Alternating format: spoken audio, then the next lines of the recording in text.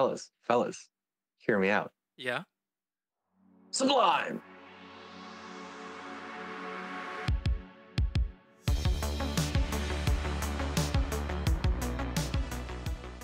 What is that a reference to? It's the scene in Barbie. Oh, that makes so much Wait, more what? sense. Yes, Dylan, it I'm did. referring to the scene where Barbie goes to like greet Ken in his house, the Super Casa, whatever. Mikasa, And Mikasa. he answers the door and then like hides behind the door and shouts Sublime. No, and no, then no, answers no. them, like, No, it was Okay. after she said that I'm ready to be your long distance Oh, non-committal. yeah. And then he was Yes. like, he was happy about it. But, Yeah, you know, you and then can't- he was so happy, and yeah, but you hit it. can't show your emotions, you know, as a man. No, You have to go exactly. behind the door, and then. Of the Mojo Dojo Casa. And funny thing- Exactly. the funny thing about that moment is that they reshot it like maybe like 10 times, and he said a different thing every single time. And Oh, Sublime, really? Sublime made the It cut. was improv, right? Yeah, it was improv, but they changed it every That's so time. It cool. wasn't the same line. Okay, hello everyone. Welcome to the Hear Me Out podcast. I am Henry, one of your hosts. I'm Dylan, another of your hosts, and today we have actually a special guest. I'm Ben. I'm very much looking forward to chatting to Henry and Dylan today about some movies. So, Dylan, what are our topics for today? Okay, today's topic is Barbenheimer, or Barbie and Oppenheimer. Barbie movie. What do we think? I really enjoyed it, honestly. There were some different like viewpoints people had going into the movie, or rather different expectations that people had. Beforehand, I didn't really watch any of the trailers or know much about it. The main thing I saw, I actually remembered, was the shot with Margot Robbie's feet, where What? she steps out of her shoes. Of course. Hey, Wait, was that in the trailer? kind of. Was that in the trailer? Yeah, I saw it somewhere. I saw it somewhere before I watched it, so it must have been a trailer. No, I think it was in the Um, trailer, yeah. Did you Yeah. do you want to know a fun fact about that? Or Sure. maybe not so fun for you, but do you want to know a fact about that? Please tell me. That's her real feet. Why do you know that? Huh? No, Dylan. No. In my defense, it was an interview I watched that I definitely didn't search up. And yeah, some research Margot Robbie's and- feet, and then, click the first and article. the interviewer asked Margot Robbie with like showing the clip, and it's like, are those your real feet, or what did you have to do? And Yeah. basically, she just had to like tiptoe, and there were bars that she had to hold on to, and she could do the scene. Yeah. Okay. Funny. Yeah. Anyway, Yeah. keep going. That must have Ben. been difficult. It looks so uncomfortable. No, but they Yeah. did it pretty fast, so it wasn't that like Yeah. arduous. Anyway, it's a short scene. Yeah. Not that big a deal, you know. It's just Margot Robbie's feet for free on the internet. I mean, For free? in a movie for free. No paywall? Crazy. Yeah, exactly. Anyways, I saw that clip from the trailer, and after seeing that, I was like, oh, so this movie's like clearly got elements of satire, because like that, that the whole idea of that shot is obviously kind of taking the piss. And I was like, oh, okay, so this movie is self-aware. It's going to make fun of both itself and the surrounding context around Barbie. I went into the film basically expecting some sort of satirical comedy, which we definitely got to a pretty large extent, and then it wove in, elements to do with society and masculinity, and to me that elevated the movie to something a bit more than just a funny, Just a comedy. lighthearted movie. Yeah, I was never gonna watch this movie. I was fully convinced that this was going to be, you know how actually they don't make many of these anymore, like those kind of like slapstick movies that just like, or Like Adam Sandler movies. yeah, like Adam Sandler's movies, right? Like, Yeah. Grown Ups. like that's what I was expecting, like just kind Like of a pure just- comedy. yeah, just a like- pure comedy, like these Okay. these guys, pretend to be Barbies or whatever and Kens and run around and they're being funny, and I expected some kind of like story where she gets trapped in the real world and then she has to find her way home, but it didn't go in that direction, obviously. But then all the reviews came in and everyone was like, oh my god, this is the best movie ever or whatever, and then I went to see it with my parents. I mean, yeah, it's gonna be a similar thing because I didn't really have any expectations. If I hear new Barbie movie coming out, I'm not like, oh, that's something I definitely have to see. But then you start hearing like, damn, this is actually pretty good. And I also went in expecting a comedy, and what we got kind of was a social commentary. I'm just rehashing. Was it a good what social Ben has said commentary? already. Do you think that it was a good social commentary? I think it was. I'm not qualified to speak about what it's like being a woman in the modern world, but I have to imagine Uh, that it's a decent exposition of that. okay, but what about as a man? As a man, As a man talking about the arc that Ken had to go through. Ken arc. I think that kind of message of you being enough on your own and not being kind of reliant on another person for your identity, I think that's important. The scene where it's like, it's not Barbie and Ken, it's just Ken. Are you enough? No, We are. I hope we're enough. I don't know. Enough, yeah. I think I agree with you, Dylan, about the message regarding Ken, and I don't think any of the ideas individually are like particularly novel. Particularly a lot of the stuff regarding what it's like to be a woman and modern feminism, those sorts of things are pretty pertinent in society today, I'd say. And then obviously a lot of the things that they touch on regarding Ken, are also things that we all see in the world. So that can be either like, people with inflated egos and toxic masculinity. Like we all know that these things go on. But I think it's just putting all the ideas together and then packaging it in such a way where it's both accessible, but told, quite effectively to the audience, I think is what elevates it. I mean, the fact that Ken, talks about these issues and breaks into a dance battle with other Kens. Yeah, it's not realistic, but it's like, it's striking, it's like poignant. Yeah, it's so much fun. Yeah, exactly. So much fun. Yeah. I'm going to get a little bit, I'm going to say against the grain because of the unanimous support for this movie, right? And I wouldn't say it's unanimous. Oh, okay. But... making $1 billion seems like it's unanimous to me, but no, the discourse on the internet, the discourse is pretty positive. Always. I didn't like so much was maybe because we go back to that whole thing you said about expectations, Ben. It's like I walked into this movie expecting a comedy, but then because of all the discourse around it and everyone saying how it was like such a powerful movie for them, suddenly my view shifted from expecting a comedy to politically motivated or something more like a stronger message. So what I'd received after I'd watched the movie was, some interesting points. I just felt that the execution of it was a little bit off. And I think the biggest example for me is like how they handled the Ken like arc to finding that he's Kenough. I think that ultimately making him the antagonist of Barbie's arc in order so that he could be happy with himself was a little bit off for me. Why does restoring a matriarchy and toppling like Ken have to be the ending of this movie, right? Like I don't know. I think the message I want to say is that I liked what the movie was trying to present. I just thought that there were a few elements that were just like executed perfectly. Yeah. Okay. Well, I was going to ask, is there something you think they should have done instead or a way they could have structured it? I don't think they could have done the thing I wanted them to do instead because this is a movie to advertise Barbie, right? So I would have preferred a toppling of the company, not like a literal one, right? Like, but just some kind of ideology. Instead, they made a joke, and then they made Ken the quote unquote villain, right? Like he suddenly became the thing that they had to take down in order to to be normal again. And then like obviously they did bad things, right? Like they shouldn't be brainwashing Barbies, right? But I think they were put into that position by the script, right? Not that was a natural state for them to do things. It didn't feel, if anything, for me, it felt that like Ken's rebelling was only because they'd been oppressed. They didn't have anywhere to live, and that they were being used in the same way that at the beginning of the movie. So it's just. Well, obviously they live at the beach. They live at the beach. Yes, that is a place where humans live. I mean, Kens live. They beach each other off. They beached him off. I was like, that was just an absolute. I might just be an absolute child, but I was laughing so much at that joke.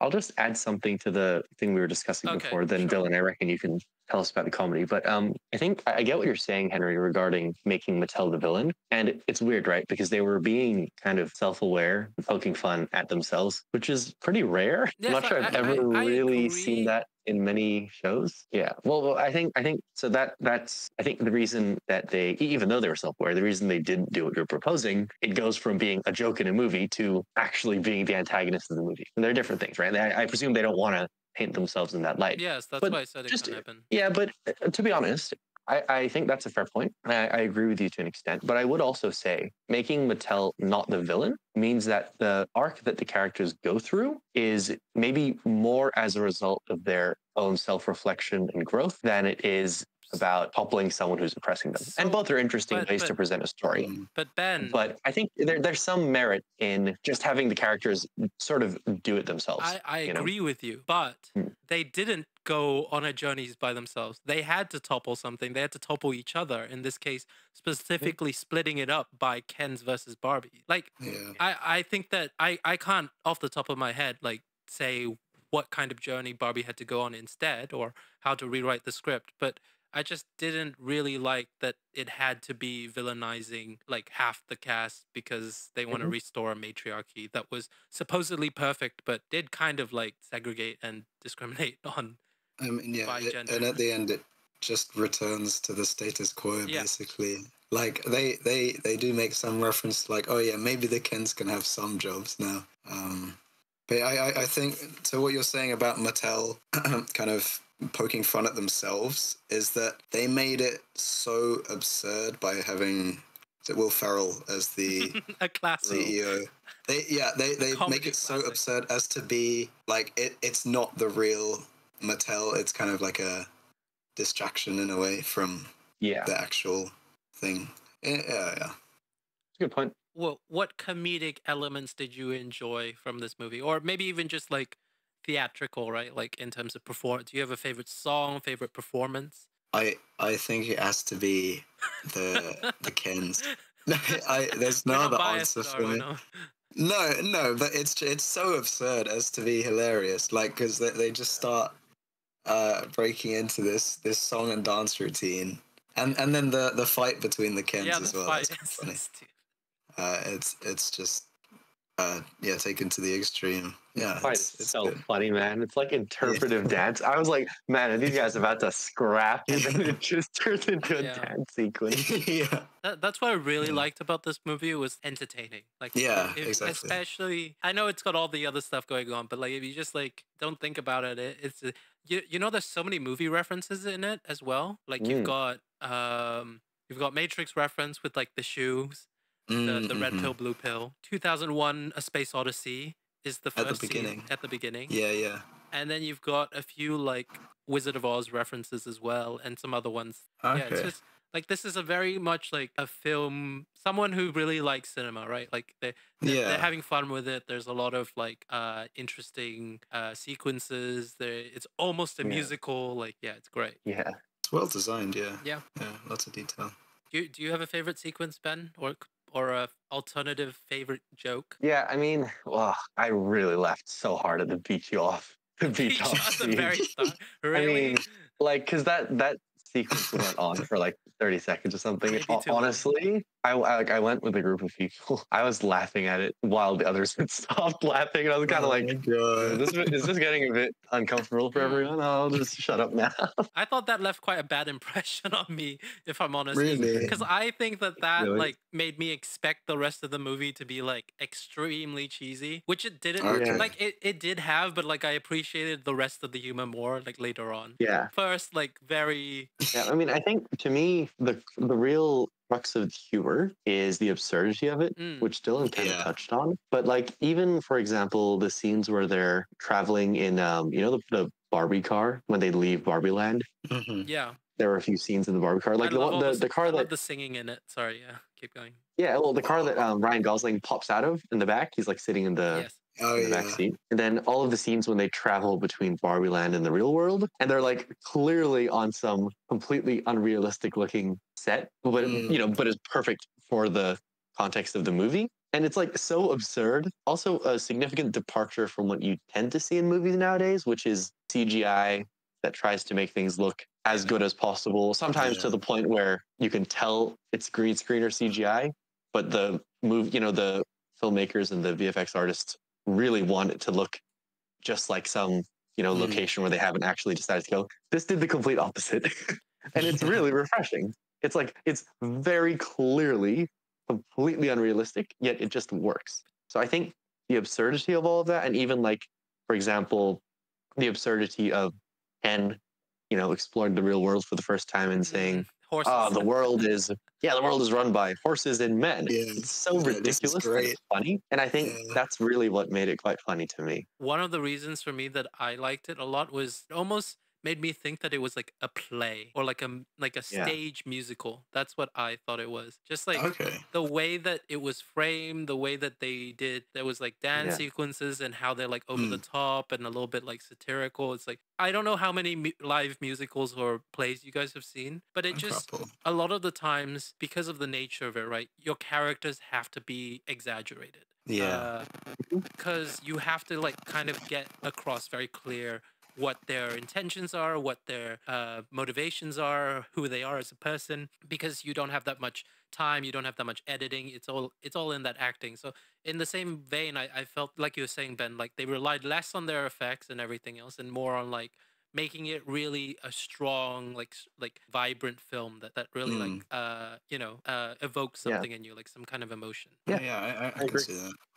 Another scene that I liked was just when Alan suddenly just beats up like 30 of the Kens for no reason. Or obviously not for no reason, but it's just completely unexpected. And I laughed so much. I love Michael Cera. Michael Cera as well. He's literally me. Forget Ryan Gosling. He's literally me. So that got me as well. That was great, Yeah. When I was watching Ryan Gosling sing towards the end, I was thinking to myself, oh, is this someone else singing for him? Ryan Gosling doesn't sing, does he? But then I was like, he sings in La La Land. He does sing. Yeah. What do you mean he doesn't Bro, he has a band. He has a band. What do you mean it doesn't sing? I didn't know that. The band is sick. Yeah. That's so cool. What's his band called? It's called Dead Man's Bones. They only have one album, but it's really cool. Time to listen. Is that a real thing? Are you lying to us? No, I'm not joking. Why would he lie to you? I mean, you can look it up now. First album, Dead Man's Bones, released October 6, How do we know Ryan 2009. Why did you know it says multi-instrumentalist Ryan Gosling, and it's actually... That's so funny. That's great. And yeah, he was in La La Land, Ben, like you said. Yeah. Does he have theater training? That would explain it, because he dances as well. I presume so. I mean, like at this point, right, even if he doesn't have training, he's had like enough experience. Yeah. So, real man right there, Ryan Gosling. I mean, even that, because like, I obviously he's in La La Land, and I really love La La Land. Yes. But that movie was like 7 years ago now. No, don't say and that. He doesn't. Don't say my God. Well, sorry. I didn't mean to incite certain emotions. It is 7 years ago. It's exactly. Yeah. But anyways, and he doesn't sing, or he hasn't sung for like, I think in pretty much any of his roles outside of that recently. And that kind of added to the feeling of absurdity for me. Like I was so initially surprised by him singing. I was like, oh, this is obviously like some ridiculous gag, even though he actually can kind of sing. It couldn't have been anyone else, right? It had to be Ryan Gosling and Margot Robbie. Like, yeah, Margot Robbie is inarguable. I mean, I think it's hard to argue anyone could have done a better job than her, or even as good a job, honestly. And she's pretty much perfect. Yeah, there was like just the right balance, in a character. Yeah.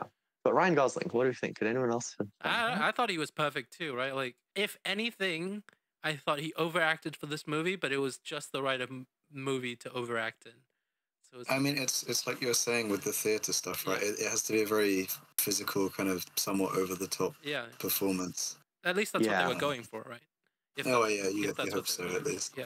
I mean, Ryan Gosling definitely nails it. I'm just trying to think, because I feel like I don't watch enough comedy to have many alternatives to him. Do you guys have anyone in mind that could do a similar job? You can't just have a funny person, because there are a lot of funny people. You have to also be able to have this like innate masculinity, but also be an absolute simp, because that's the whole thing, right? All of the promotional material after this movie was like, how do you be a Ken? Yeah, you got to treat your Barbie right. You got to like respect her. You got to help her with everything. It's like that's the whole. So it's, I don't think that there are very many people. I could give it if Ryan Reynolds could I sing, was thinking. I'd give it to Yeah. Ryan Reynolds. Like you have Yeah. to. Maybe he can sing. I don't know, but like there's masculine, of course, white male, right? Because that's just Yeah. Ken, Mm. and then you have to also be able to serve your woman. You have to be The hot only as well. thing, Yeah, Yeah. hot, yeah. the only thing I'd say about Ryan Reynolds is that he perhaps plays himself a bit too much. Yeah, he couldn't be Ken. I Um, think I agree. Yeah, I mean, I think- Ryan Gosling obviously is very recognizable, but he But- plays a pretty wide diversity of characters. Mm. Like, for example, he plays K, the replicant in Yes. Blade Runner 2049. Oh. I think his name's Yeah. K. Great movie. That's like a completely different role, very subdued performance. Whereas here it's So, over the top and I silly. think, Yeah. I think the But Ryan contra- Reynolds is kind of usually Ryan Reynolds in his movies. He I has think, a type. I think the Yeah. contrast between Ryan Gosling in this movie and in Blade Runner is pretty big. But between like Blade Runner and what was that Netflix show with Henry Cavill and like a few other ones that he's done where he's like kind of the spy, he does his like usual voice and it's kind of monotone. I don't know. I think I hadn't Tried. seen that much range from him before this movie, if I'm honest. Hmm. Ryan Maybe Gosling? maybe in like La La Land a bit, but I think Oh, overall Red Notice? Red Notice, yeah. I didn't watch it, but I've heard of it. He's just playing Blade Runner character. Like, Oh, okay. so it's I think for me this is the movie that made me like kind of respect him more as an actor, if anything. Like his Yeah. range. Yeah, is his it? range. Yeah. Okay. Yeah. Yeah. And also another casting which I thought was gold was Emma Mackey's. Yeah, she's funny. No, but Yeah. do you know why it's funny? But she looks like. Well, they have a so- bunch of people from Sex Education. Yes, but That popped out to me. but it's also yeah. Dylan, say it like. I mean, she just looks so similar. Like there's a bunch of like blonde female That's Margot Robbie. actresses Yeah, in. Yeah. Oh, okay, yeah, nice. Have you seen that picture where it's like 4 different women and they all look really similar? Yeah. Yeah. And I don't remember. it who was the a others whole are. thing when like Sex Education came out. Everyone was like, Yeah. "Oh my god, they cast Oh. Margot Robbie in Sex Education." Yeah. And I thought they did Okay. too when I first saw it. But then in the movie, Yeah, when yeah, they're yeah. standing next to each other or like side by side, they look so different. Like the entire facial Yeah. structure looks so different. That's In funny. isolation, they look so similar. Yeah, that's pretty Mm. funny. But yeah, there were some of the other people from Sex Education. Hmm. Hmm. I haven't watched it in a while, but the best friend, Yeah. Eric. and then I think it's Eric, and then the principal's son, as well. Oh, okay. The guy who's like at the start of the show, like well, I don't want to spoil it, but he's like a closeted gay dude. Yeah. And then you eventually find out that he's gay, and you're like, what? Okay. I didn't realize he was in it actually. He's in one of the Mattel scenes. He's one of the office workers. He's the one who marches into the boardroom and like tells them, "Hey guys, we've Barbie and Ken have escaped." That guy. Okay. And of course, we got to give a shout out to Simu Liu as well because Oh yeah. he's a great Yeah, Ken. he's a funny, great man. Ken as well. He's a great man. Great man, yes. Yeah, that's He's pretty good. good. For me, Will Ferrell has become shall we say an interesting person in movies. How do you mean? I think he's a great guy. I love him in all his content and whatever. It's just Mm.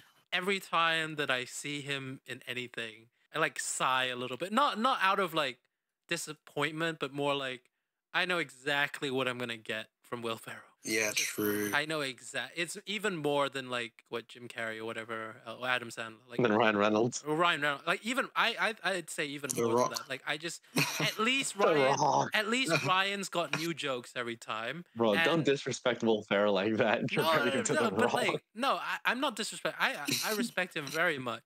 I just know what I'm gonna get from him. That's why I respect Yeah. him so much. The exact mannerisms he's gonna use. Yeah, true. Yeah. Who did you guys think the target audience was for Barbie? Ooh, Because it's a surprisingly not straightforward answer. Yeah. Because like your first reaction might be, oh, it's obviously for children, but it's really not. a lot of it would go over kids' heads, which is what I Absolutely. was gonna say earlier. Like it's not designed for them. I'd say for them it would just be a comedy. I feel Yeah. if you don't have these like political elements in your head, But- I guess, or yeah. Mm. Because in the promotional material as well, when I feel like I remember them saying like this is not a movie for people who were into Barbie or something. Like this is Yeah. for everyone, I want to say, or I think they I were. don't remember. I think they were aiming pretty broadly. Yeah. Yeah, Sorry, I mean, what I were you think gonna say? really the target audience is basically people our age, Yeah, ultimately. I think a little younger though. Maybe just Well, like perhaps. inclusive of a little younger is what I would Yeah, say. I mean, look, I think one nice thing about people our age watching it is we've seen the rise of a lot of the ideas that are promoted in the movie. Whereas if you're like maybe 18 or 19, you're probably too young to remember, when social media really started to become, started to take over the world, and a lot of the ideas in the movie really became quite mainstream. So perhaps gives us a bit of a different perspective. Definitely don't think it was for older people. Like Oh yeah, like my same. parents did not enjoy it at all. Really? And yeah, like just at all. And let's Yeah. just say they don't dislike pink. So it was very much like a surprise. I think they just either it was I don't even think it was like a message issue. I think they just didn't find it funny at all. And the other thing is yeah, like coming back to I don't think it is for kids as well, because like what's with like starting the movie off with like, hey Barbie, I want to die. So funny. It was really funny, Oh, but it yeah. was like that gave me like a little shock. I was like, this is a kids movie and they just said death in the first 10 minutes and I don't really know where this is going. Yeah, when she's like, "Do you guys ever think about dying?" Yeah, but I Very also funny. think that that's the kind of joke that's like, I don't know, in general not really like it came off well, right, for the movie, and like no one's complaining about it, but I feel like that's the kind of joke that maybe you couldn't make 5 years ago or you can't make right now. Like it just feels a bit Think about dying. Really? yeah, like straight up Why? just romanticizing like suicide. Isn't that what's happening? Well, I think it's a bit more complicated than that. Yes, I of think course, it's of more about Barbie realizing. I think it sort of relates to her eventually no, going into the real world, but where she remember those realizes that. No, but that's not her thoughts. That's her like the person she's connected to thoughts, the mother of the child's thoughts. Spoiler, I guess. Where No, she's okay, no, good point. You're it's right. You're not right. her. It's so it's like I don't know. It's a little bit on that darker side that I didn't expect, and maybe that like works well for it, or but because it's the dark thoughts that the mother has, but the Barbie like the initial like reception of it by Barbie comes off quite like playful. We haven't talked about the Barbie cinematic universe. Oh Yeah, no. okay. Okay. So what I wanted to say about it was that so they've already confirmed that they're making movies for other toys. Mattel has. Uh-huh. What is it like Hot Wheels? Is it just Hot Was that Wheels? one of them? I don't remember. It doesn't matter what I. Why does everything have to be a cinematic No, universe? they haven't said it's going to be a cinematic universe. Oh, okay, I'm thank just God. wondering if that is the direction we're heading towards. Are we getting a Barbie cinematic universe? Is it possible? Should it be done? Look, I don't know with the other toys that are Mattel owned. I'm not entirely sure which those are, but I think it's pretty hard to make a movie about a toy that good. It's pretty much this. It's like Toy Story. I don't know that there are too many others that can pull it off. Would you like the list of movies? Yeah, Yeah, tell go us. for it. According to this Parade article, it's American Girl Doll. I don't know if you know what American what? American Girl Doll. I don't No. know. Oh, Okay. No, you'll know some of these. They're gonna. There's Barney. Barney. Barney. Oh Lord. Christmas Balloon. Hot Wheels. Yes. Oh, Hot Wheels. Barney, I would watch. Hot Wheels. Magic 8 Ball. Major Matt 8 Ball? Mason. Masters of the Universe. Matchbox. Polly Rocket. Sock'em Rock'em Robots. Thomas the Tank Engine. Wow. Uno. Okay, I would watch. Uno. Viewmaster. How are they gonna make an Uno film? Wishbone. What? I don't know. I don't know if this article is 100%. No. But Are they just listing stuff that they could make? no, I think this is no. According to IMDb Mattel Films, the branch movie of this, the movie branch of the company, it has 14 films in the works, and that's what I just listed. 14? No way. When did these all start production? Like, in the Like, works, after right? Barbie? No. In the works could mean that they've not started production at all. It's like Yeah, sorry. they've still in like script writing or whatever, or like planning stages. Yeah. But this is what they're conceptualizing. Honestly, the only one of those that I sort of found a little bit compelling is Barney. I feel like you could make a totally preposterous version of Barney. Something akin to like Cocaine Bear. Like Okay. You know what I mean? Like Yeah. Barney. I could see that. They made Like, Barney goes to college and then he sees a bunch of adult things and it's like, oh my gosh. But so my concern with this is that suppose that they do this, right, and it's all from Mattel. Are they gonna keep this like this Barbie formula? Because isn't it just gonna get old? Because it will. Because you can't keep doing this over the top things unless you keep trying to like top the last film, right?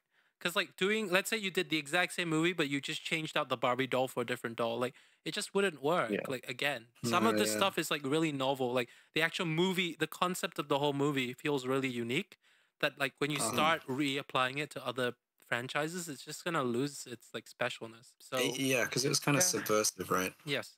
Like no one expected this as the Barbie film, and you can't kind of pull that same trick again. Yeah, as you're saying. Yeah, and honestly, I think the other thing is, in my opinion, this movie is really well written and really well conceptualized. Like, I think I saw some people discussing how Greta Gerwig demanded basically creative freedom to make this movie, and essentially told the studio that she needs to make it her way or will not make it at all, and it shows to me. And when you're making a cinematic universe, if you look, for example, at Marvel, you often have a sort of restricted scope of ideas so that there's consistency amongst the universe. And I just wonder, that may not allow them to make another movie that's as purely expressed as Barbie. Like, even if they try and make a sequel, maybe if Greta Gerwig isn't there, then they find someone else who can't convey that as well. Or if Greta Gerwig is there, they might be like, you need to tone this down or tone that down or fit this particular goal that the studio has in mind. It's a hard thing to execute. And for me, I liked Barbie. I just don't think I'll be rewatching Barbie anytime soon. Like, I will eventually rewatch it, right? But like a lot of it for me was like, because it was like that one time like shock factor that I really enjoyed it, and that's why I think in a different way I agree that Barbie 2 will just not, it'll hit diff. It's just gonna be, it'll be fine, but I don't know how they're gonna do a Barbie 2 if they ever do one. Well, good luck to them. Yes, good luck to them. Indeed. Yeah. Uno film. Uno. sorry, I don't want to cut in. That was Uno. I think my hope with Barbie is that it inspires other blockbuster movies to be brave with the storytelling and the ideas that they want to convey. That's my hope. We'll have to see. But this wasn't set out as a blockbuster, right? It was like, I don't know. A film, right? I mean, it's made an unbelievable amount of money, so it certainly doesn't have $1 billion. Well, hold on. I'll tell you what the budget was. That kind of answers the question. What, like 150 mil, I think? Let's have a look. Oh, whoops. I accidentally opened the Wikipedia page for Barbie the toy, not Barbie the movie. The thing is, no other film will make $1 billion. I was... Yeah, that's significant. I was 5 million off. I was 5 million off. Okay. I win. That's a blockbuster, I think, right? Yeah. I mean, that's on par with lesser Marvel movies. Like, I bet you like Ant-Man has a similar budget to that. Sorry, I just didn't mean to bring that up, no. but yeah. Ant-Man, the absolute joke. Quantumania. Quantumania. Yeah, it's about been a similar referenced. budget to the first Ant-Man movie. Okay. Yeah, that makes sense. That's That's a fair. blockbuster. And it'll probably get a bigger budget as. For sure. It's time to move on. Oppenheimer. I've had quite a bit of time to sit and think about it, and see some of the discourse around it. And one thing I really admire about the movie is it really is a movie that makes you think. I mean, it's so dense in terms of, the amount of dialogue it has, the quality and amount of acting, but as well, it's dense in terms of the ideas that it presents and what it's trying to say, which I really, really appreciated. And for some reason, it occurred to me that one of the few other movies that left me feeling about it the way that I feel about Oppenheimer, we actually mentioned it earlier, was Blade Runner 2049. And I think they're both movies where they, obviously what happens in the movie Very different. is, well, it is very different, but, hugely interesting. But then arguably the most interesting part of both movies is just the questions that you ask yourself after about both the movie and then all of the ideas that the movie, relates to. In Blade Runner, I thought there was a lot of thought given to the whole concept of what it means to be human. And we won't get into that, but the main character is basically human in all the important ways.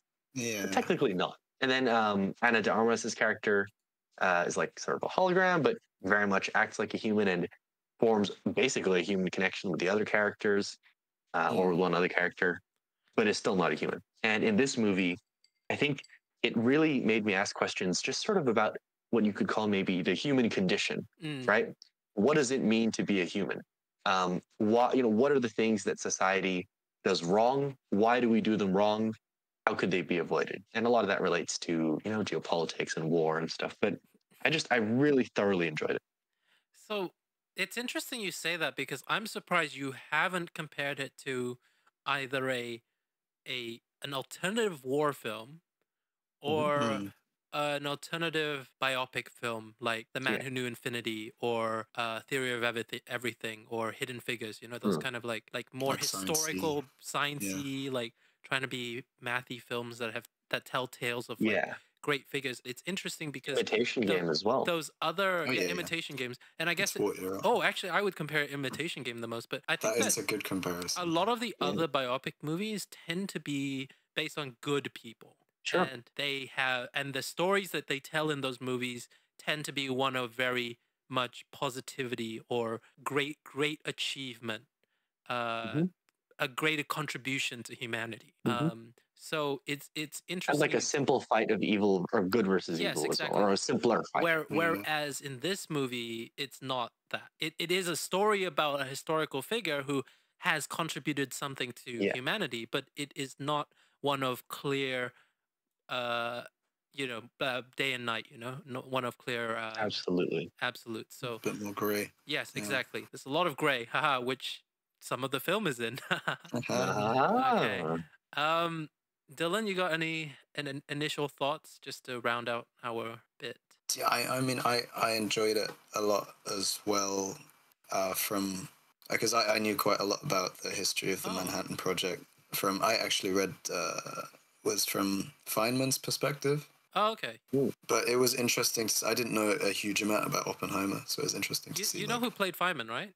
In the movie, it was Jack Quaid, right? Yeah, who also plays the from The Boys. Huey from The Boys. Yeah, exactly. And he also voices Superman in the newest show, I want to say. Oh, okay. With the best Lois Lane ever.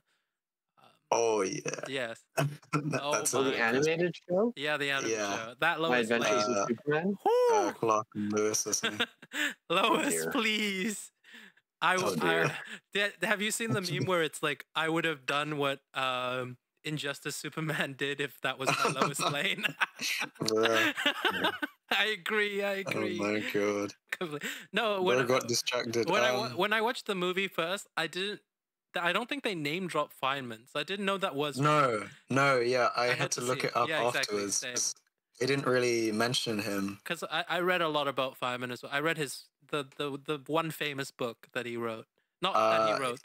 Did he write or someone wrote about? It's a book of like anecdotes, right? Yeah, I read that, and I've read a biography of his. Yeah. So I knew a lot about Feynman, but I never read related to Manhattan Project much.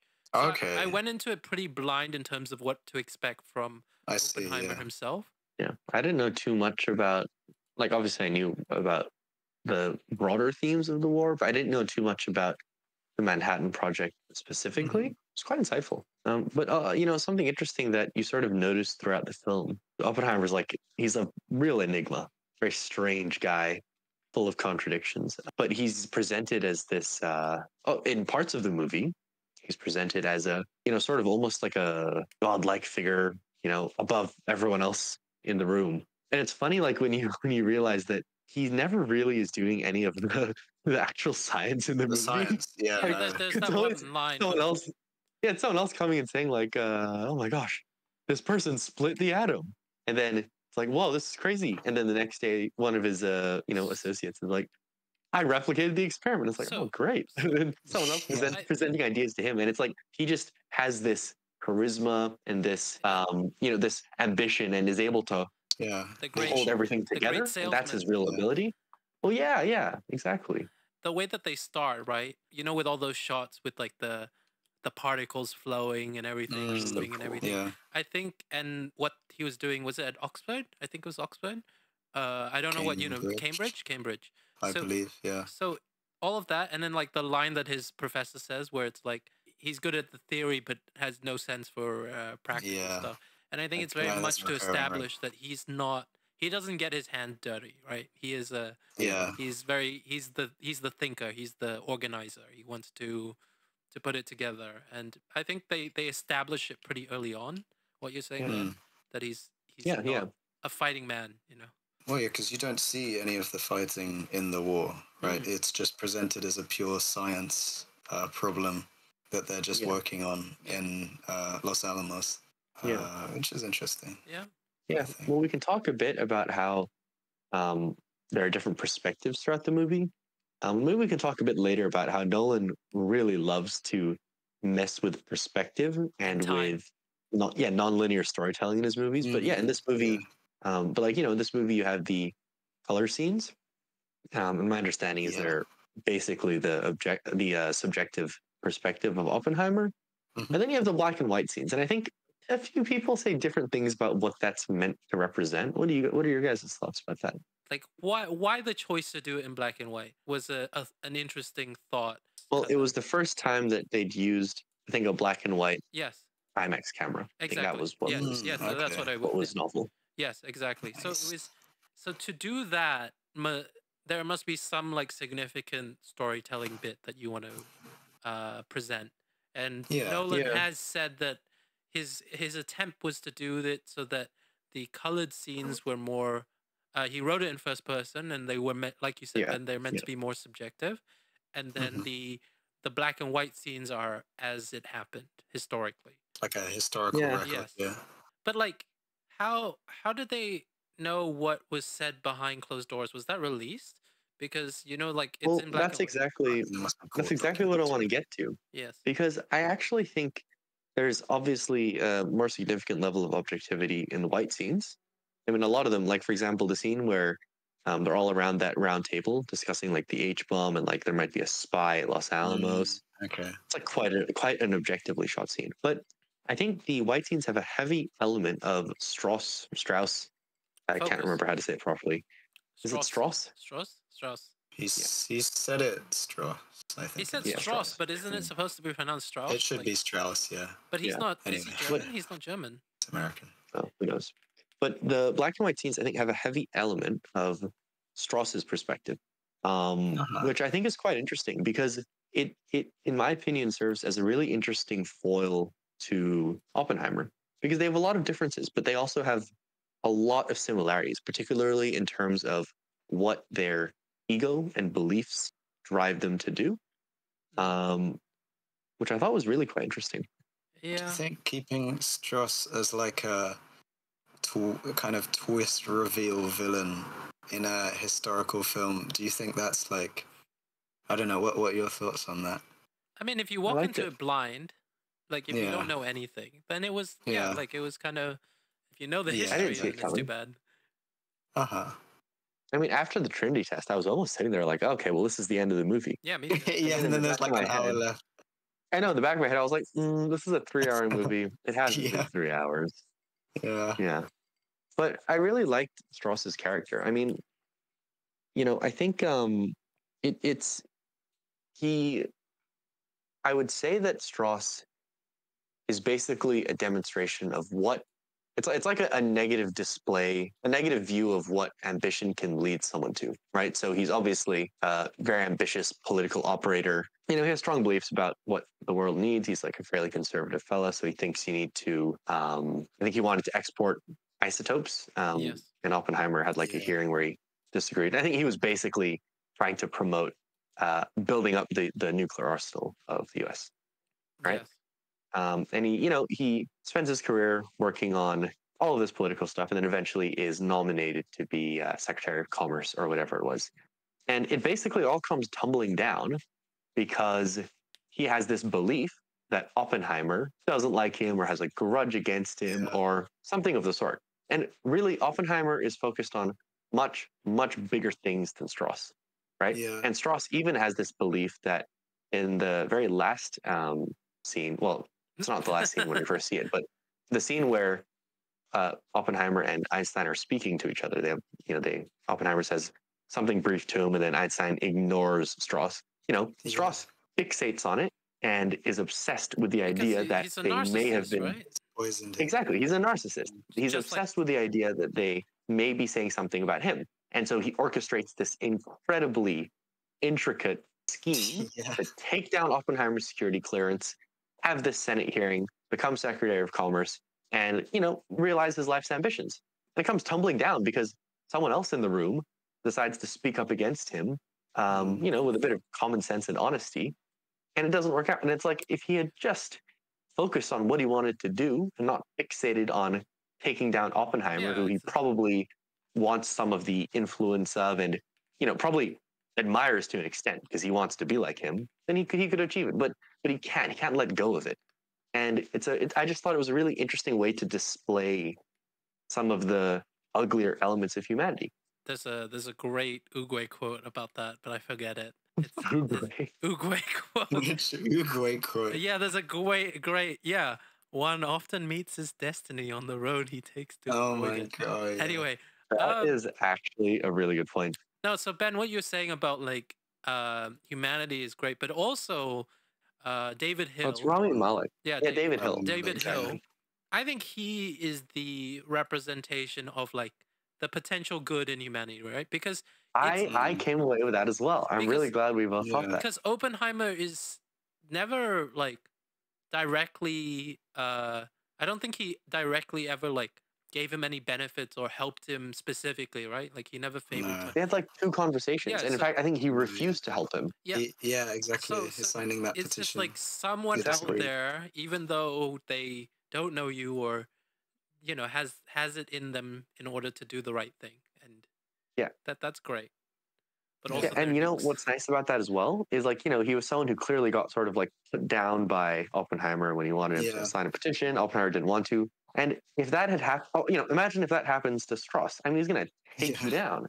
Or even if Yes. that happens to Oppenheimer, like his ego's probably too big to look beyond that. But here you have someone who's able to look past any personal feelings he may have, Yeah. and instead talk about the truth and do what's right. And it's a refreshing contrast to the protagonist and antagonist of the movie who are too caught up with themselves to realize any of this. Yeah, I almost feel like you're saying how Strauss is caught up in his own world. I think that like extends to the plot, right? Because I know that they had their meetings together, right?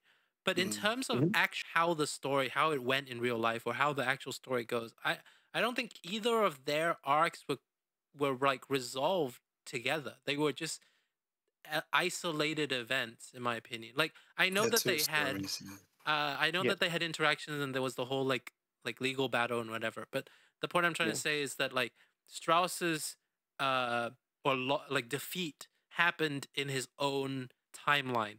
Oppenheimer's rise and fall also happen in his own timeline, and then eventual redemption at the end when he's given the medal, Yeah, if we can even call that Yeah. redemption, also yeah, happens on its own. They kind of yeah, just like bounce around at each other, but they're not really like proper. He is against him, and Yeah. that's the point. It's Oppenheimer fighting against his own battles, his own journey, and then ultimately realizing that he unleashed hell on the world, and then it's Strauss realizing that his ambition was his own folly. So yeah. I No, appreciated you're that. right. It wasn't just And a it yeah.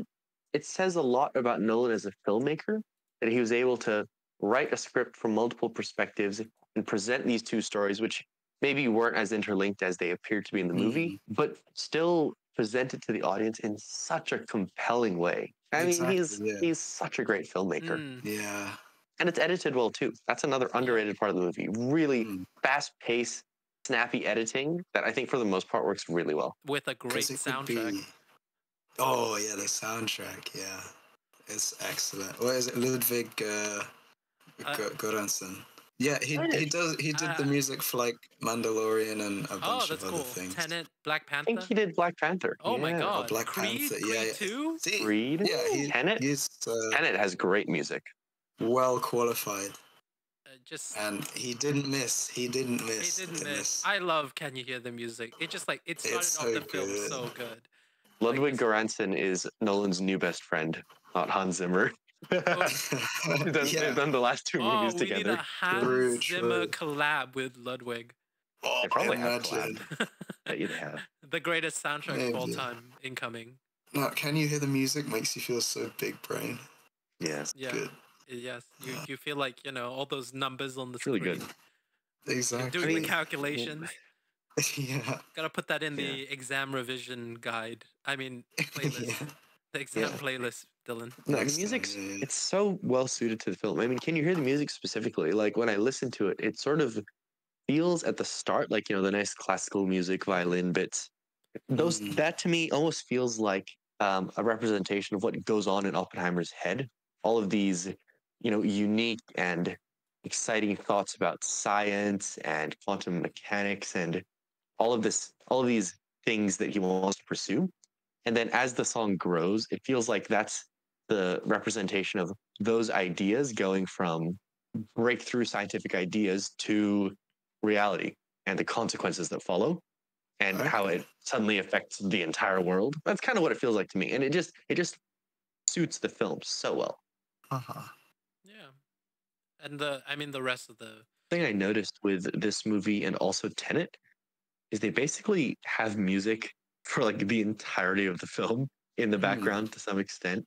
Okay. And it creates so much tension to me, at least. mm, And I think it also makes the 3 hours go by a bit quicker. It almost feels like you're being carried with the movie just through the music. Okay. Really good.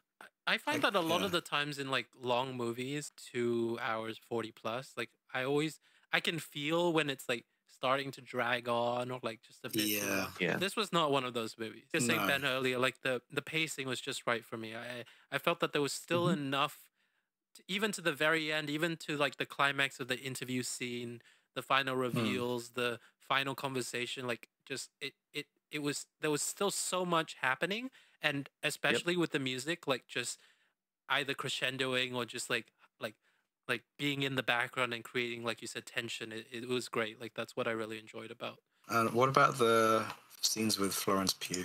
Do you think were they necessary? What do you Were mean? they Which were they scenes are you really talking necessary? about? Which scenes are No, you talking? I think she only appears in a certain type of scene. Yes. Yeah. A scene about communism. Exactly. Yes, communism. I mean, yeah, And you share in communism, right? I Seizing the can't- means of yeah. production. Seizing the 'Cause means they- of reproduction. Oh gosh, because they like they do his famous quote through those scenes, right? Which is an interesting approach. It was a little bit strange, to be It's honest. not I his know quote, It's though. pretty- It kind is of his quote. forced. It- No, okay. It's taken from the Bhagavad Gita, but Oh wow! Oh, my man knows the. no, name. well, yeah, like some people were not happy about that being used in the sex scene. So, Really? like, I- Well, Henry, I think the Bhagavad Hindu- Gita is it's like a Hindu scripture, I think. yeah, Yes, I know what it is, but I was surprised he knew what it was called. Or you knew, I guess, Oh. as well, Ben. Yeah, I know. I did know. Yeah. Okay, Just cool. no. I didn't know. It's well known. It's well known. Oh, okay. Yeah. Yeah. I see. I guess I see why people would be It's a bit upset by forced. that. It's honestly, it's really weird. And I think if you took that out of the context of like a Nolan movie where everyone's excited to see Oppenheimer, there's so much other Yeah. stuff going on, it Yeah, would yeah. be really strange. But it's a pretty minor So part of the you movie. guys you know? didn't like the nudity and the sex scenes? I'm not saying I didn't like it. I'm So- saying, was it necessary for I the overall film? I think it was really good for it because okay, so you've got one element that it's like this is a very mature film, and Mm. Oppenheimer, one of his like big things in his personality is that he is a massive like womanizer, right? You know, Yeah. So I think having this attachment to Pew, like it could have been the other guy's wife, right? But having her existence as a constant temptation for him to like keep going back to when she, and then eventually he gives up on it. But like before that, right, is an important part of his character. And then all the actual like nudity, Mhm. it's when he's like really, it's the only time I feel like the nudity is the only time that he's him being himself, and that's Okay. and Oh, it's That's reflected in interesting. the point where in the interview, that one scene where they're like absolutely shredding through him about her existence and about Yeah. his Communism. misdeeds and all of his affairs and everything, and his wife Yeah. can literally see him f***ing another woman. It's like it's the Yeah. it's Oh, like the yeah, yeah. rawest form of him being literally stripped down to figuratively stripped down. That's how I see it. Okay. So like yes, and also it's like it's uncomfortable. This movie is not a uncomfortable forced but necessary scenes, I think. They're not like sexy, really. Yeah, they're not sexy. You're getting like you really get an insight into like Oppenheimer through Yeah. the like I guess you could have like gotten rid of one or two of the nudity scenes and still done it. But I thought I liked it raw. I liked it like Okay. a little bit Okay. like, and it's like Nolan's first time doing it, and maybe it's not like perfectly done, but I think they were fine, right? You could have still Yeah. had the movie without it, but I think that I appreciated that there was nothing left off the table. Oh, I can see that. And no, I think that's really interesting. To be clear, what I was saying was a bit weird before was the use of the Bhagavad Gita. Oh yeah, that Like that that was weird. specific detail. That was weird. Pretty weird. But Yeah. actually, I didn't really have much of an issue with the sex scenes besides that. Hmm. I think you make a good point. They present a different perspective to the audience, and they're as you say they're pretty confronting, to be honest. I mean, especially the scene where, as you said, he's in the interrogation, and then I love naked Florence Pugh. Yeah, no, that I thought that was really striking. The music was Yeah. like going like numbing. It was like the Yeah, they were, yeah. like, high pitched. I think. Yeah. No, that was Yeah. a good use of it. And I think it again relates to the discussion that we had before about the subjectivity of those scenes. I mean, they literally show you, Oppenheimer conceptualizing this science in his mind. He sees these explosions, these spinning objects. Like, it makes perfect sense to me that he, they also show you the other parts of his experience, right? Yeah. The feelings he has for this woman, yet the fact that he can't commit to a full relationship with her. And it's an incredibly difficult thing for both of them. Like, I have no issue with them displaying it in that manner because it's probably accurate. I mean, he's probably, he was going around sleeping with a bunch of people. Like, it's part of the story. And I think, it's part of the story. And I think they were brave to include it, and it was the right choice. So I think that the other time that they were really confrontational with his character was when he came back home and his wife was drunk.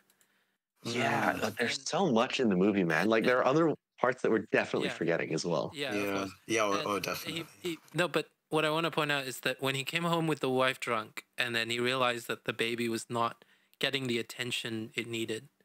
Yeah, that was scary. He brought it to his friend's house and gave them the baby and said, and like that was confronting.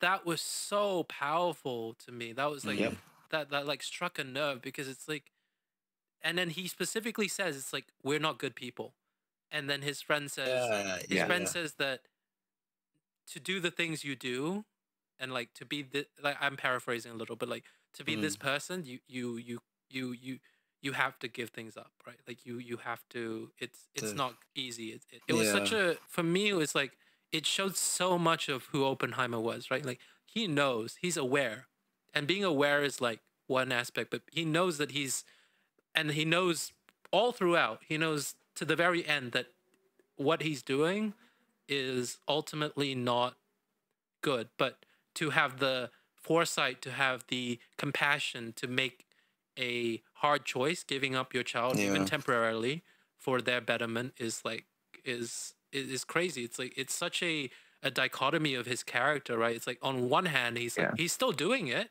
he still has to go to work, he still has to build this bomb, but he also knows that he's gonna try to do the best for the people closest to him. So it's crazy. He's maybe not a good man, but he's a great man, perhaps.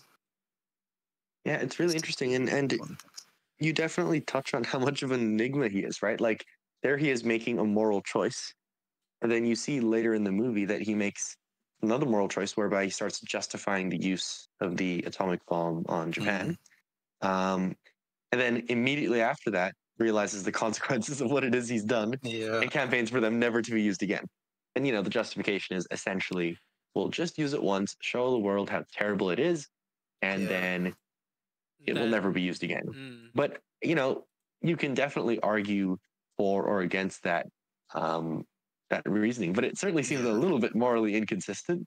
And he's a hard character to nail down to any particular consistent line of thinking or way of life. And it makes him so compelling, honestly. It makes for a really good movie. Yeah, and I feel like they had to add that on, right? Because I haven't read the book. I don't know, just from like a surface level of like reading about Oppenheimer, you don't really get to know. You just see like this man who, you know, he helped build the bomb and the bomb happened.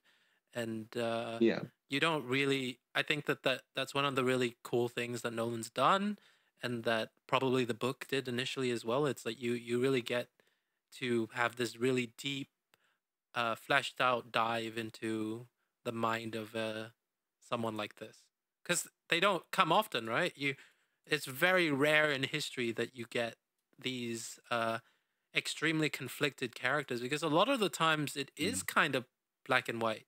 I think it's a lot more clear in certain situations. Like I was saying at the very start about like the other great minds that have created things. It's like it's very clear that their inventions are positive, that they contributed something positive, and in some ways Oppenheimer contributed positively to the world, but in a very big way he contributed very negatively to the world. Yeah, and of course not all of that was his own doing, right? Like it was all a collaborative event, but he is the face of it, and he has to live with that legacy.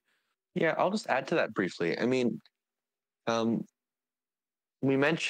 sort of briefly mentioned before that Strauss can be interpreted as an antagonist, or I kind of implied it, which I think is definitely true to an extent. But, you know, you can view nuclear weapons and nuclear warfare in a few different ways. So, right, if you have the more Oppenheimer-aligned view, then you may believe that nuclear weapons are, you know, a terrible scourge on the world and may just eventually lead to the destruction of the human race, which is certainly very possible. There's that famous Einstein quote. Yeah, at the end of the movie, right? But no, part of the beauty... The other one that wasn't in the movie, it's the one where it's like... Is it from the open letter? It's the one where it's like, I don't know what weapons... World War III will be fought with, but I know that World War IV will be fought with like sticks and stones. So it alludes to a similar point, right? But it's interesting because, as I said, I think Strauss, like by the end of the movie, people, most in the audience have a generally negative perception of him. But I think there's a way you can look at the movie such that Strauss is painted in a much more positive light, and Oppenheimer is painted in a much more negative light. I mean, for example, consider that there's the scene where Strauss is trying to enforce all of like the security rules on the scientists at Los Alamos, you know, saying like you can't leave when you don't have, or, you know, if you have sufficient security clearance, you can't leave unless you have permission. You can't discuss this with certain people, and it, you know, sort of hampers the work of the scientists. And he brings up that there may have been a spy Los Alamos. And Oppenheimer just dismisses it, right? Because he has an ego. He thinks that Los Alamos is this fantastic combination of science and New Mexico, and he's the it's his baby, right? It's his baby. He's the man at Los Alamos, right? He has it all under control. He has power. And then by the end of the movie, we would find out there was actually a spy. Who was it again? It was Fuchs. Fuchs is his name. Oh, he was the one who did the math calcs, right? Then he asked them to do. No, he was the one who used to be German. I think that's the one where he says, "I was German." Yeah. That guy. I was German. He was like. He has a really brief appearance in the movie, right? He's not a big character. Yeah, I mean, it wasn't important who it was. You're right. It's just about the fact that there was a discrepancy with his actual thoughts. Yeah. Well, Strauss was right about that, and Oppenheimer disregarded it basically, I think, because of his ego, right? So that's not great. And then, in addition to that, I mean, Strauss, I think his ideology more or less is that we need nuclear weapons as a war deterrent, right? Yeah. And I mean, he was just a representation of some of America's thoughts, anyway, or like of course, thoughts, right? Of course. Yeah. And there's you can have an extended discussion about that. We won't have an extended discussion about that today, but that's a belief a lot of people have, that nuclear weapons are obviously terrible when they're used, but were only used once in a wartime scenario and have arguably helped maintain a level of world peace because they're used as a deterrent. Everyone in the world understands that there's mutually assured destruction. If anyone uses it, all of us die. We've kind of been forced to understand that. It's not that. Of course, we have been forced. Most people have not had that choice. It's something that is happening around us. And I'm not saying that I agree with that or that you should agree with that, but it's part of what makes the movie so interesting, that you have this alternative point of view, which is not really what the protagonist, quote unquote protagonist, believes, yet is still arguably a valid point of view. And the fact that there's such diversity of philosophy and thought in the script of the movie just makes it so compelling. And this is part of why I left the movie with such an impression. I was thinking about this and many of the other implications, and it's just so dense. Like such an intellectually dense movie, and it's just so good. To be thought provoking as well. It's very impressive. And I mean, even if you don't think about it that much, I think it was just like a really visual movie as well. Like there was a lot of scenes and the composition and everything just worked. It was always engaging, not just through music but the dialogue and everything just comes together. So even if you don't care about the grander, political aspect or whatever, it was fun, big explosion, boom, boom, Yeah, I mean the movie. I think you're right. Like, did you guys like the explosion scene? What did you guys think? Trinity test. Yeah, I was going to just talk about that. Yeah, I feel like we have to cover that. I think they handled it well. It's real. I mean, as in the realism as well, right? The silence, as everyone sees this massive pillar of fire light up the sky, and then the delayed shockwave that kind of surprised the cinema as well. I feel like I was scared. Not scared. I was surprised. Yeah. Like jump scare, in a way. Jump scare. Yeah. But it's realistic, I guess. Yeah, I assume they've done the calculation on how long each place would have had. I hope. I don't think so. I think it was maybe not. It could be a stylized delay. Yeah, like a stylized. There was a delay, but I don't think they actually did the exact time. I don't know how far away they actually were. It might have been too long or too fast. Yeah, but But still, the existence is important. Yeah. Yeah. I don't know. What were your thoughts? I've seen some discussion about how people thought the explosion was a bit underwhelming. I did. It's just like I saw some of the actual footage, of the real life Trinity test. It more or less looks like that, and I think part of that has to do with the way that Nolan makes films. Like there are certain aspects of some of his films where he is absolutely committed to both practical effects and what experiencing something actually would have been like. I mean, for Yeah. example, if you look at a movie like Dunkirk, which I think is very much about the subjective experience of war, Mm. right? Yeah. You have, I know some people don't like Dunkirk because they basically feel like it doesn't have real characters and the story's not that interesting. It's basically a war, which I can get to an extent. But an important part of that movie is But it's a how do beautiful these film. characters experience what's happening to them? And that is a story in itself, right? It Yeah. makes you wonder why people have to go through what these people are going through. What is the point of all of this death and destruction? You know, there's, in a way, I think this explosion scene is also a kind of commitment to what that really would have been like, as opposed to, you know, an over stylized and exaggerated Yeah. CGI explosion that you may see Mm. in another So movie. so that leads perfect on to why I was my first viewing I was kind of disappointed Mm. because I agree with you. I think you're right. I think for the sake of realism and what it should be, I think it's beautiful. And actually, the more I look at it, I actually do think it was a very good scene. But the first time watching it, I was like, I think I'd just been too uh normalized to CGI and big explosions just Yeah. happening in action Mm. films.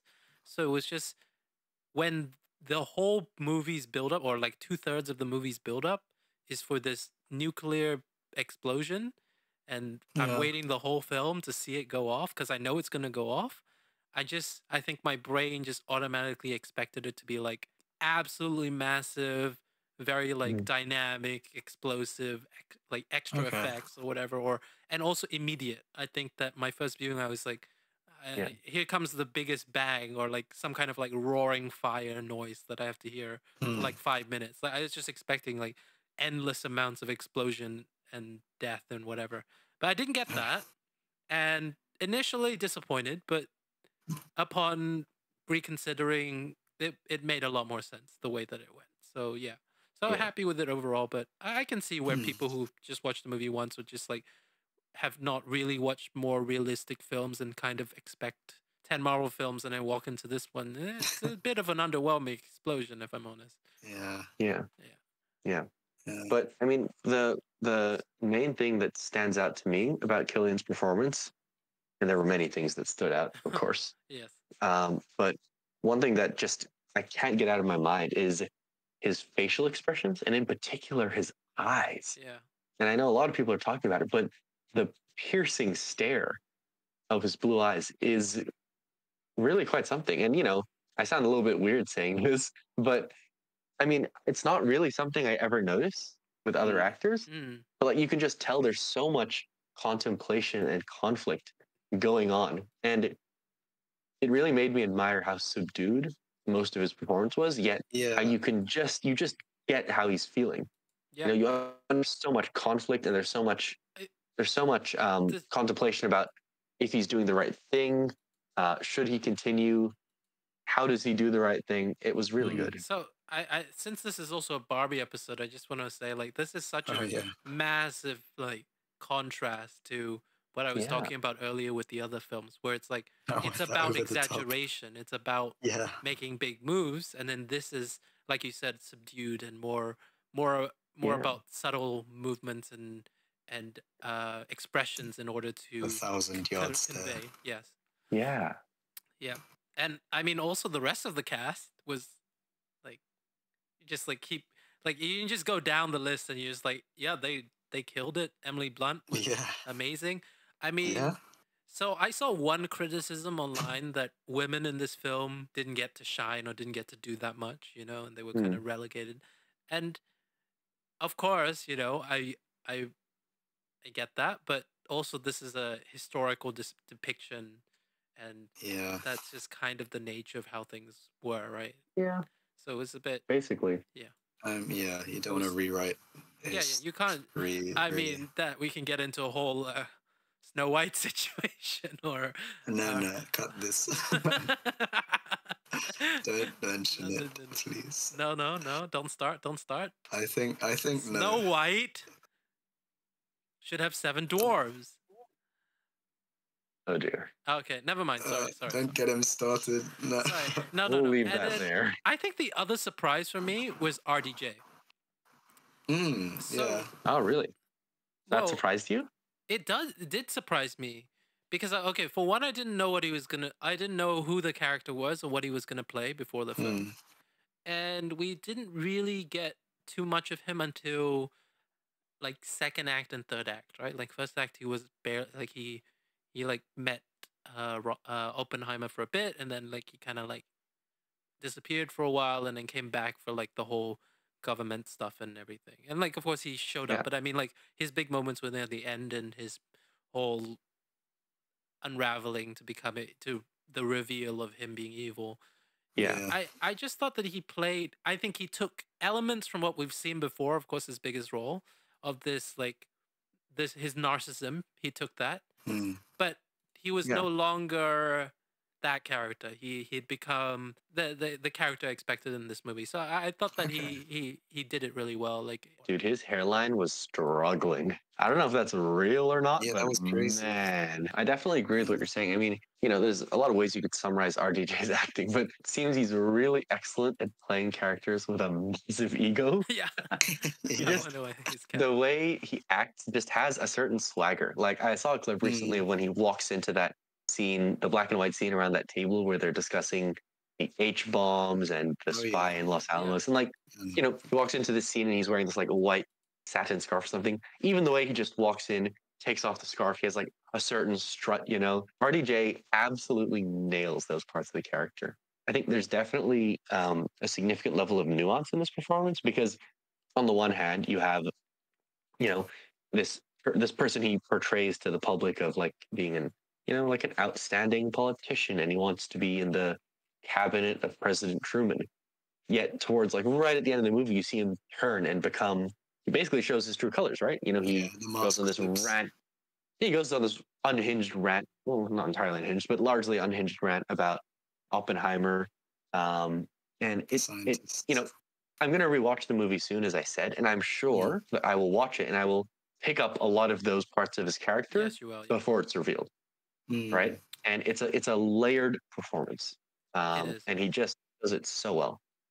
I want to go back to like Emily Blunt again, and it's just you could tell that because like when she met Oppenheimer, right? She had already, what was it, like 3 marriages or whatever, and someone died as well, and there was a very like broken woman, definitely, that she portrayed initially, and then it slowly became she almost became like I don't want to say dependent, but like a necessity in Oppenheimer's life, and.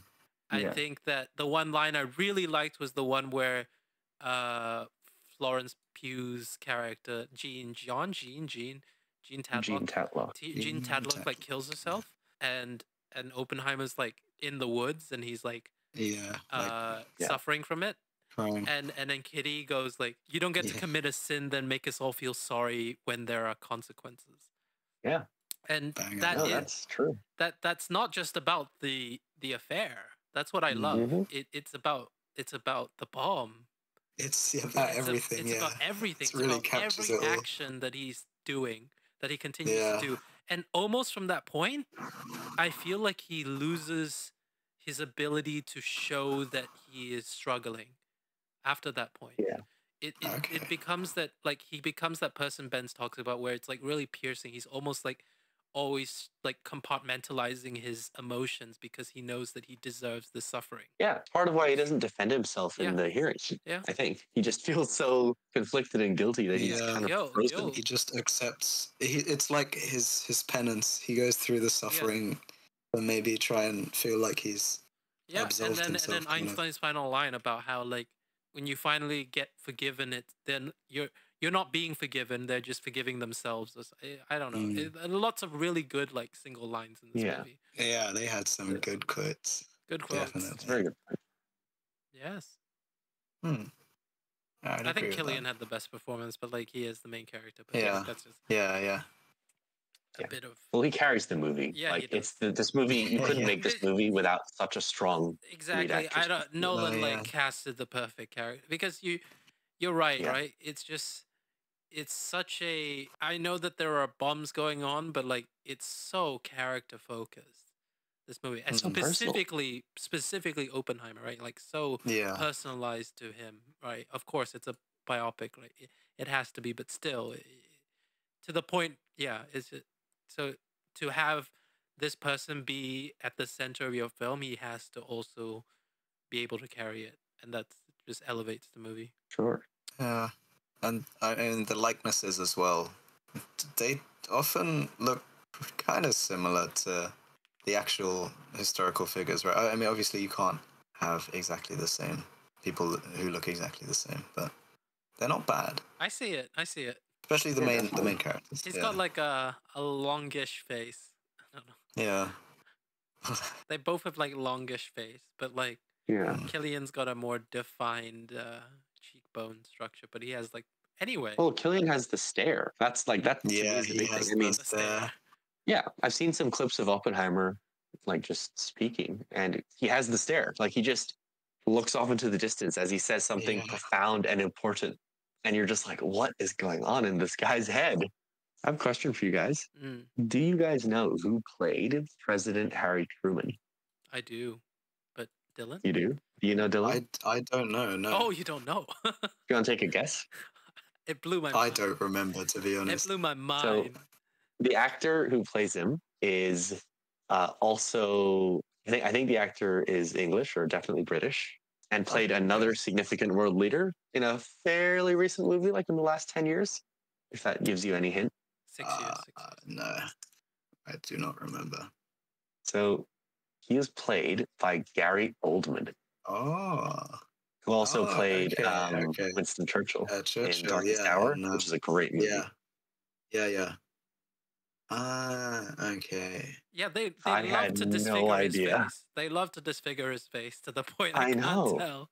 And then he's got Yeah. this like what is it like Texan accent on or whatever. I don't know where Truman Yeah. was from, but like I just did not know at all, and it was still hard to tell. And then like only when I saw an image like straight after, I was like, oh yeah, and was told by Ben. Yeah. It's like oh, But like, he acted such like even the very few lines he delivered like were really striking, Yeah. and he seemed a bit familiar. I didn't really think much of it. I was like, I wonder who that was. Like, this is a striking performance for such a small amount of screen time. Then I was like, oh, Yeah. Gary Oldman makes perfect sense. A great actor. Yeah. I mean, Yeah. Nolan really likes reusing actors. Yeah, he does. You know, Oldman was in The Dark Knight, and Yeah, this is one of his few movies without Michael Caine, I think. Cillian Who I think is his no. most frequent collaborator. but Cillian Murphy's collaborated Michael with him Caine. Yeah. 6 Yes, he times. has. Any closing statements for Oppenheimer? Any? Nolan movies really make me appreciate movies in general. Most people now at this point, I think, understand how committed he is to the art of filmmaking.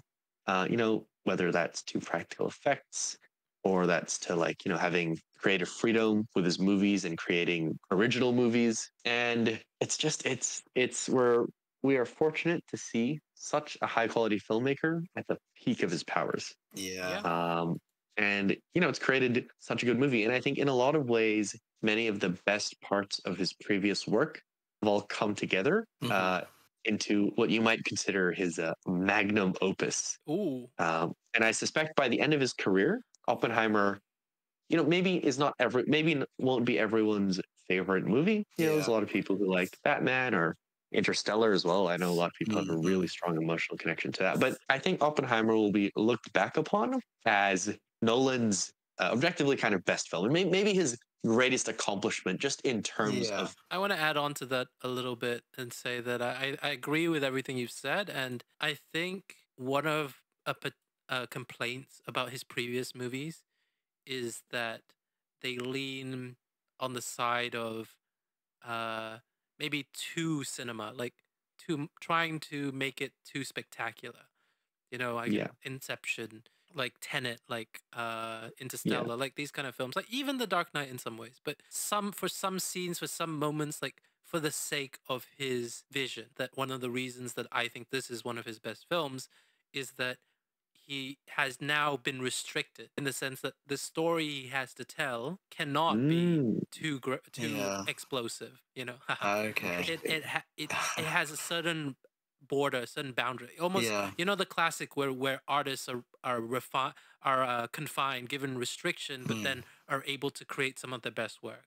Yeah. within this That's box an of interesting point. Oppenheimer's story, he can add his elements of using time, using cinematography, whatever, using music, adding in Yeah. that music. And because he has to stick with this existing story, it's masterful in my opinion.